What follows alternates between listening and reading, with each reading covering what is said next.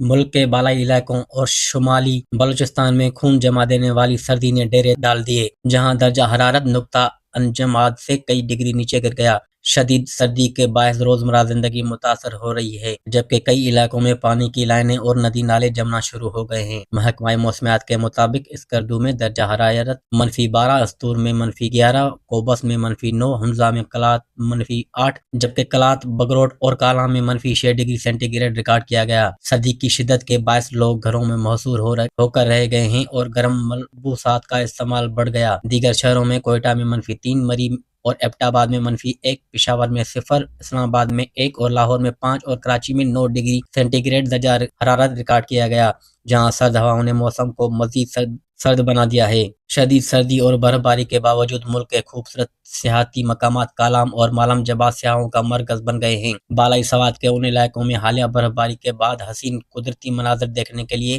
ملکی اور غیر ملکی سیاحوں کی بڑی تعداد پہنچ گئی ہے۔ برف سے ڈھکے پہاڑ، سفید میدان اور جمی ہوئی جھیلیں سیاحوں کے لیے قدرت کا انمول تحفہ بن چکی ہیں۔ سیاح برف باری، اسکیٹنگ، سنو ٹریکنگ اور دیگر تفریحی سرگرمیوں سے لطف اندوز ہو رہے ہیں، جبکہ کئی خاندان سرد موسم میں یادگار لمحات قید کرنے میں مصروف ہیں۔ سیاحوں کا کہنا ہے کہ کالام اور مالم جبا کا موسم صاف فضا اور برف باری ذہنی سکون فراہم کرتی ہے اور شہری زندگی کی تھکن کو ختم کر دیتی ہے۔ مقامی ہوٹل مالکان اور کاروباری افراد کا کہنا ہے کہ سیاحوں کی بڑھتی آمد سے ہوٹلنگ، ٹرانسپورٹ اور دیگر کاروبار میں نمایاں بہتری آئی ہے، جس سے علاقے کی معیشت کو سہارا مل رہا ہے۔ ان کا کہنا ہے کہ اگر حکومت بنیادی سہولیات اور سڑکوں کی حالت بہتر بنائے تو سیاحت کو مزید فروغ دیا جا سکتا ہے۔ محکمہ موسمیات نے آئندہ دنوں میں بھی سردی کی شدت برقرار رہنے کی پیشگوئی کی ہے اور شہریوں کو غیر ضروری سفر سے گریز، گرم لباس کے استعمال اور احتیاطی تدابیر اختیار کرنے کا مشورہ دیا ہے، جبکہ سیاحوں کو بھی پہاڑی علاقوں میں سفر کے دوران خصوصی احتیاط برتنے کی